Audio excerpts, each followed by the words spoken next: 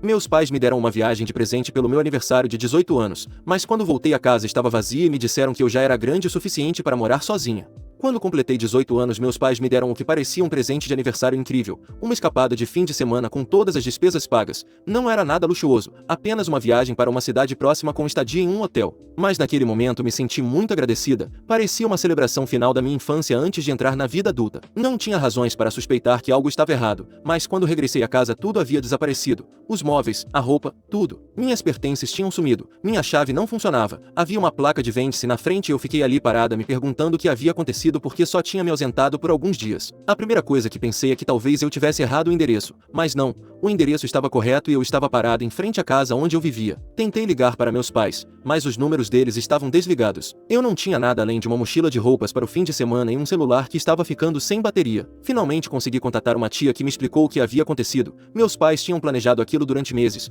colocaram a casa à venda, levaram tudo o que quiseram e me deixaram para trás. Eles se mudaram para outro estado sem deixar endereço. E quando finalmente os localizei através de parentes distantes, sabe o que me disseram? Que eles já tinham cumprido a parte deles ao me criar durante 18 anos e que agora era minha vez de ser adulta. Agiram como se fosse algo normal terem ido embora sem me dizer nada. Para eles, como legalmente eu já era adulta, eu devia me virar sozinha. Eu estava sem lar, sozinha, sem economias, sem rede de apoio, nada. Abandonada da noite para o dia, o mínimo que poderiam ter feito era me dizer com antecedência. E eu não era uma desagradecida nem uma preguiçosa. Eu tinha trabalhos de meio período com os quais ajudava em casa, era aplicada na escola, fazia meus afazeres e sempre fiz a minha parte para ser uma boa filha. Nunca dei as coisas por garantidas e sempre fui agradecida. Eu não era uma malcriada, não esperava que me sustentassem, estava disposta a trabalhar e me mudar ao completar 18 anos. Quão difícil era simplesmente me dizer? Me perturbava profundamente como eles pensavam que estavam certos e que eu era uma mal agradecida por sequer questionar suas decisões. Eles foram tão cruéis, mas para eles já não importava porque tinham ido para longe. Levou anos para eu sair do buraco em que me jogaram. Trabalhei em vários empregos, dormi em sofás de amigos e muitas vezes no meu carro quando não tinha para onde ir. Apesar de tudo, consegui estudar em uma universidade,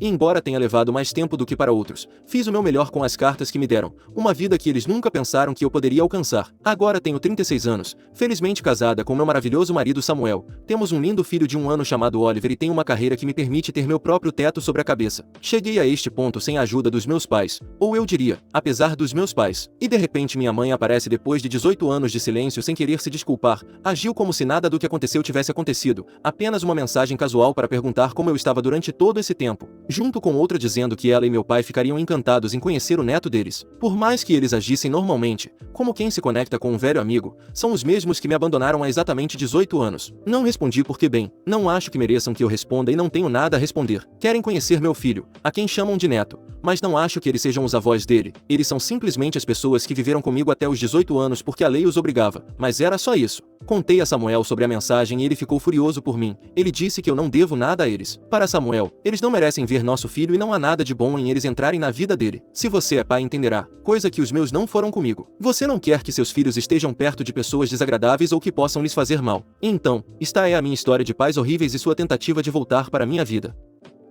Atualização. Eu pensei que era tudo porque uma pessoa normal quando você não responde a mensagem entende a indireta de que você me importa muito pouco, mas narcisistas e folgados como meus pais são tudo menos pessoas normais. Parece bom para eles ficarem anos em silêncio comigo para voltar quando lhes der na telha. Não funciona assim, a menos que seu cérebro seja como de uma Karen ou um Kevin. Meu marido e eu tínhamos tomado a decisão de não responder, nem sequer para dizer não porque eles não mereciam isso, e não responder deveria ser suficiente como resposta, mas não foi para essa gente. É um convite para se meterem de novo na minha vida sem serem convidados. Eles continuaram enviando mensagens. No começo era só minha mãe mandando mensagens. Eram casuais e suspeitosamente doces. Ela agia como se simplesmente tivesse perdido contato por um tempo, não como se ela e meu pai tivessem me abandonado aos 18 anos sem nada. Ela perguntava como eu estava, como estava meu marido e se derretia de emoção por ser avó. Ela me mandou fotos antigas minhas de bebê, provavelmente tentando apelar para minhas emoções. Depois as mensagens começaram a chegar com mais frequência, o tom mudou de casual para confuso. Ela queria saber por que eu não respondia e repetia coisas como: só queremos ver nosso neto, você não pode ignorar sua própria família para sempre. Depois de alguns dias ela parou de enviar mensagens e pensamos que era tudo, mas meu pai se juntou a ela. Ele não se importou em fingir doçura, estava frustrado desde a primeira mensagem. Ele me disse que eu estava sendo imatura e que o que quer que me incomodasse aconteceu há muito tempo e que já era hora de superar. As mensagens de texto e as ligações se tornaram constantes. Cada vez que eu ignorava uma chegava outra, e se eu bloqueava um número eles usavam outro novo. Então um dia eles escalaram para uma ameaça direta. A última mensagem da minha mãe dizia que se eu não os deixasse ver o neto deles eles seriam obrigados obrigados a tomar medidas. Segundo eles, tinham direitos como avós e iam usar todas as opções legais possíveis para fazê-los valer, quer eu gostasse ou não. Eu podia facilitar e deixá-los ver meu filho ou eles teriam que seguir o caminho difícil. Mas para mim, para me mostrar bons modos, como também não respondi a isso porque era absurdo, eles voltaram com algo pior. Eles me escreveram de outro número diferente dizendo que iam ligar para os serviços de proteção à criança. Eles achavam que não deixar o neto deles ver os avós era algum tipo de abuso. Me dava nos nervos pensar que eles falavam de abuso depois do que fizeram. Talvez não fosse abuso infantil porque eu já tinha 18 anos, mas não era como se eles soubessem o que é ser bons pais. Samuel ficou furioso quando mostrei a mensagem. Ele disse que se eles se atreverem a fazer uma denúncia falsa ou sequer tentar nos processar por algo, não vai ser bom para eles, nada bom. E não acho que seja maltratar pais como eles. Eles não têm direito a nada, muito menos de me escrever com essas idiotices. Sei que eles não têm nenhum caso real com os serviços de proteção, quer dizer, somos bons pais. Oliver está seguro, amado e bem cuidado, mas o fato de eles terem feito sequer essa ameaça me diz tudo o que preciso saber. Não sei qual é o objetivo final deles. Talvez acreditem que podem me intimidar para que eu ceda. Talvez esperem que eu entre em pânico e os deixe entrar só para evitar problemas. Talvez estejam apenas bravos porque me recuso a fingir que o passado nunca aconteceu. Mas aqui está a questão. Eu não tenho mais 18 anos e não preciso mais deles na minha vida. Eles fizeram questão de me dar uma lição quando me deixaram na rua. Agora eles vão ver as consequências. Eu sobrevivi sem eles e construí uma vida sem eles. Agora eles não são necessários para nada. Talvez eles tenham percebido que me abandonar para viver a vida deles teria consequências e agora querem me recuperar na vida deles porque a vida deles é vazia. Bem, sempre pode ficar mais vazia se eles decidirem cutucar a onça com vara curta. Estamos documentando tudo, cada mensagem e cada ligação para a caixa postal. Se eles querem jogar sujo, tudo bem, mas eles não têm ideia com quem estão se metendo. Atualização 2. Há algumas semanas eles só me bombardeavam com mensagens e ameaças tentando me fazer sentir culpada para que eu os deixasse ver Oliver, e agora eles descobriram onde moramos. Depois que ameaçaram ligar para os serviços sociais, Samuel e eu decidimos consultar um advogado. Precisávamos saber quais eram nossos direitos e garantir que estaríamos protegidos caso eles realmente tentassem algo. Até paramos de atender números desconhecidos caso tentassem se comunicar de outras formas. O advogado nos tranquilizou. Eles não têm base legal alguma. Os direitos dos avós só se aplicam em casos extremos, geralmente quando existe uma relação prévia estabelecida com a criança. Meus pais não estão na minha vida desde que eu era adolescente e certamente não estiveram na de Oliver. Ainda assim, o advogado nos recomendou ficar alertas. Há pessoas que quando percebem que não podem ganhar pela via legal tentam ganhar por meio da intimidação, e foi exatamente o que aconteceu há alguns dias. Eles apareceram na nossa casa. Eu estava sozinha com Oliver naquele momento e Samuel estava no trabalho. Como trabalho em casa éramos só nós dois. Eu tinha acabado de colocar Oliver para a soneca quando ouvi batidas na porta. A princípio pensei que era uma entrega, mas depois as batidas ficaram mais fortes e persistentes. Olhei pelo olho mágico e eram os pais mais horríveis do mundo. Nunca demos nosso endereço a eles. Como nos encontraram? Tinham contratado alguém? Rastrearam algum documento antigo? Não sei. E naquele momento honestamente não importava porque a única coisa importante era que eles estavam ali e não chegaram de mãos vazias. Minha mãe segurava uma sacola de presentes, provavelmente para Oliver, outra tentativa de manipulação para parecerem avós carinhosos. Meu pai estava atrás dela com os braços cruzados e já com cara de irritado porque eu não estava abrindo. Eu não abri a porta, nem sequer respondi, embora não fosse muito difícil saber se havia alguém em casa com um carro na entrada. A voz da minha mãe se ouviu através da porta, doce até o enjoo. Ela disse que só queriam conversar, que tinham vindo de longe para ver o neto e que eu devia ser razoável. Eu não respondi. Fiquei ali com o telefone na mão tentando decidir o que fazer, e foi então que o tom mudou. Acabou a doçura e começou a exigir que eu a deixasse entrar. Já eram gritos da minha mãe porque eles tinham perdido tempo para chegar até ali e não iriam embora sem passar alguns minutos. Meu pai se juntou aos gritos dizendo que o preço da gasolina não estava o melhor no momento e que eles não gostavam de perder tempo. E então começaram a bater na porta, que se não fosse um pouco mais robusta poderia ter caído. Peguei Oliver do berço com medo de que o barulho o acordasse e ele começasse a chorar, o que só os encorajaria mais. Além disso, se eles conseguissem entrar eu queria correr e me trancar em um quarto enquanto esperava a polícia, para a qual liguei depois de pegar meu filho nos braços. Depois liguei para Samuel imediatamente e assim que ele atendeu sussurrei o que estava acontecendo. Ele estava furioso, me disse para trancar tudo, me afastar das janelas e que se eles não fossem embora imediatamente ligasse para a polícia, mas eu disse que já tinha feito isso. A voz da minha mãe mudou outra vez, de repente voltou a soar calma como se não tivesse gritado segundos antes. Ela disse que me daria uma última oportunidade para fazer o certo e deixá-los entrar, que se eu não fizesse isso eu ia me arrepender. Gritei através da porta que a polícia estava a caminho e que se eles não fossem embora imediatamente eu não retiraria a queixa. Eles hesitaram por um momento e finalmente foram embora, mas não sem antes deixar sua marca. Meu pai chutou um dos nossos vasos de plantas da varanda fazendo explodir contra o chão. Samuel chegou pouco depois e queria sair correndo para procurá-los, mas eu implorei para que não fizesse isso, tínhamos que ser inteligentes. Naquela mesma noite tomamos uma decisão, fomos embora. Empacotamos o essencial e fomos direto para a casa dos meus sogros. Não estamos mais seguros aqui, se nos encontraram uma vez podem fazer de novo. E agora que cruzaram a linha para o assédio aberto, não sabemos qual será o próximo passo deles. O nosso foi registrar uma queixa na polícia, assim como falar com nosso advogado sobre uma ordem de restrição. Samuel pensou em comprar uma arma, mas não me sinto confortável com uma em casa. Esperemos que a via legal seja suficiente e que não tenhamos que chegar a isso.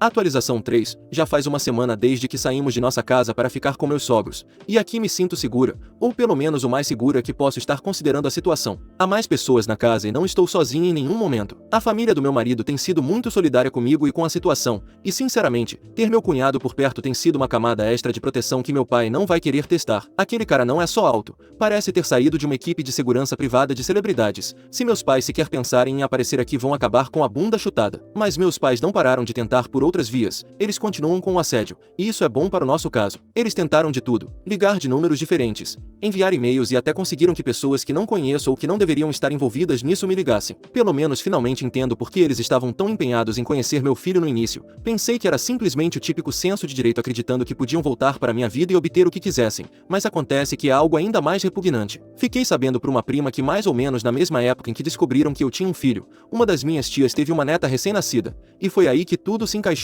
Eu tinha me esquecido de quão obcecada minha família era com os primeiros. Primeiro filho, primeiro neto homem. Tudo era uma competição. E agora havia uma oportunidade de ganhar da minha tia. Eles não queriam conhecer Oliver porque de repente se importavam com a família. Eles queriam exibi-lo como um troféu. Garantir que todos na família extensa soubessem que eles tinham um primeiro neto homem. Não só um neto em geral, mas um menino. Posso imaginar perfeitamente o tipo de orgulho doentio que eles estavam buscando. Minha mãe com um sorriso arrogante nas reuniões familiares, esfregando na cara da minha tia que ela teve um neto antes. Meu pai estufando o peito como se ter um neto homem o tornasse superior. É por isso que eles estão tão desesperados para fazer o que fizeram. Porque pessoas narcisistas fazem coisas assim quando acreditam que estão certas. Eu estava furiosa, e quanto mais pensava nisso, mais lembranças antigas voltavam à minha mente. Lembranças que não contei porque acreditava que o simples fato de me abandonarem era suficiente para pintar como meus pais eram. Lembro-me de ter sido criança, crescendo em uma casa onde sempre senti que nasci com o gênero errado para meus pais. Fui a terceira filha deles, mas mais importante, eu era uma menina. E mesmo então eu podia sentir a decepção. Meus pais nunca foram abertamente cruéis a respeito disso,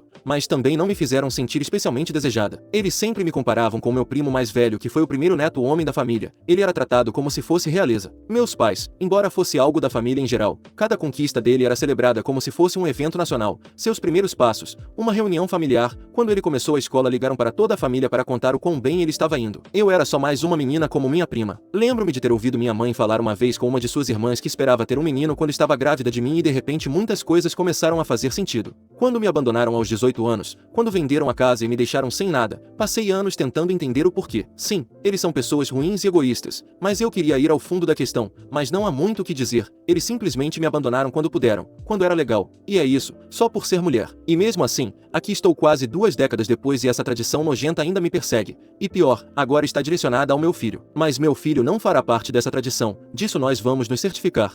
Atualização 4. Se passaram meses desde que esse pesadelo começou, já não se trata apenas das acusações de assédio, e isso por si só já teria sido suficientemente estressante, mas meus pais decidiram ir ainda mais longe. Eles estão tentando lutar pelos direitos de avós sobre meu filho. Não deveria ter me surpreendido com quão arrogantes eles são, provavelmente era inevitável, mas saber disso não torna menos exaustivo. Meu marido e eu estamos mental e emocionalmente exaustos. Estes últimos meses têm sido um ciclo sem fim de reuniões com advogados, de apresentação de documentos e de garantir que meus pais não pudessem se aproximar de nós. Se você pensa, bem, agora eles vão deixar esse assunto em paz e todos poderemos retomar nossas vidas, eles fazem algo novo. A essa altura nem sequer vivemos em nossa própria casa, continuamos hospedados com meus sogros por segurança, e embora eu seja incrivelmente grata a eles, sinto falta de ter meu próprio espaço, sinto falta da nossa antiga vida com Samuel antes que meus pais invadissem. Mas temos que fazer isso porque não nos concederam a ordem de restrição para nossos pais, porque segundo a justiça, tudo é muito complicado com eles agora pedindo direitos de avós, e odeio que os primeiros anos de Oliver estejam sendo ofuscados por esse desastre.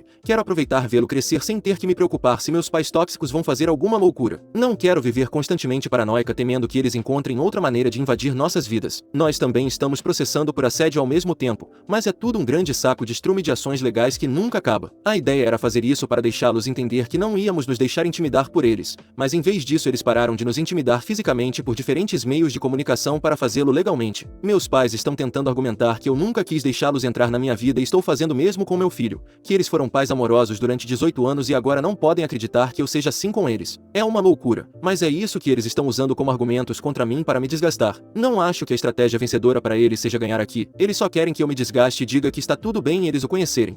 E parece estar funcionando, salvo pelo fato de que, embora estejamos cansados de tudo isso, temos energia para continuar lutando. Meu combustível é o ódio que sinto por eles por me abandonarem e pelo que estão fazendo. Então com isso me mantenho na luta. Dois podem jogar o jogo de desgastar o outro. E quando eu os desgastar vou querer mais. Atualização 5. Quase 2 anos se passaram desde que esse pesadelo começou e finalmente posso dizer que estamos livres. Ganhamos todos os casos. Depois de todo o estresse, ameaças e exaustão total de lutar por nossa paz, finalmente demos um fim às tentativas implacáveis de meus pais de forçar a entrada em nossa vida. O processo para obter direitos de avós foi rejeitado e arquivado, enquanto o processo por assédio foi decidido a nosso favor e eles foram condenados a pagar cerca de $15.000, uma conta muito alta por um vaso quebrado. Mas embora tenhamos ganhado, meu marido e eu decidimos que não podíamos correr mais riscos. Por isso há um mês empacotamos e saímos do país, agora vivemos no exterior, e sinceramente, ainda parece irreal. Nos estabelecemos no país de origem da minha sogra e felizmente a transição tem sido relativamente tranquila. Samuel teve a sorte de ser transferido dentro da mesma empresa, e até subsidiamos parte da mudança, o que foi uma grande ajuda. Quanto aos meus sogros, decidiram vir conosco já que já estavam planejando se aposentar aqui, e embora tenha sido uma grande mudança, por enquanto estamos nos adaptando bem. E meus pais? Bem, a última vez que soube deles ainda estavam reclamando. Sim, eles diminuíram um pouco o tom dos ataques diretos, provavelmente porque sabem que não podem se dar ao luxo de mais problemas legais, mas isso não significa que tenham parado completamente de se fazer de vítimas, mas eles nunca mais nos encontrarão. Atualização 6. Tudo tem estado muito tranquilo com meus pais. Eles não conseguiram nos encontrar de forma alguma onde vivemos e devo admitir que gostei mais deste país do que imaginava no início. Vivemos em um bairro mais seguro do que o que vivíamos antes. E não me refiro apenas à segurança em relação aos meus pais, mas em geral. Então essa mudança tem sido bastante positiva. Lamento começar com o positivo e agora passar para os aspectos negativos, porque sei que isso pode colocá-los em um estado de espírito pior do que se eu tivesse começado por aqui e deixado o positivo para o final. Mas isso só é negativo se você for meus pais. Porque para o resto das pessoas, incluindo Samuel e eu, essas coisas parecem bastante positivas. Vocês se lembram de que contei que meus pais adoravam competir com a família para serem os primeiros em tudo? Bem, eles já perderam a competição de ter o primeiro neto homem. Então minha tia, que é bastante parecida com eles, ou talvez até pior, não deixou passar a oportunidade de zombar durante uma reunião familiar. Ela não parava de mostrar o neto dela repetidamente e perguntar pelo deles. Isso durou algumas horas até que minha mãe, sem aviso prévio, deu um tapa na minha tia enquanto ela ainda segurava o bebê nos braços. Minha prima e o marido tiveram que intervir porque ela a atacou carregando o bebê. Como resultado, meu pai também se meteu e eles começaram a brigar com o marido da minha prima. A reunião terminou muito rápido quando a polícia chegou e prendeu tanto o marido quanto meu pai, e além disso,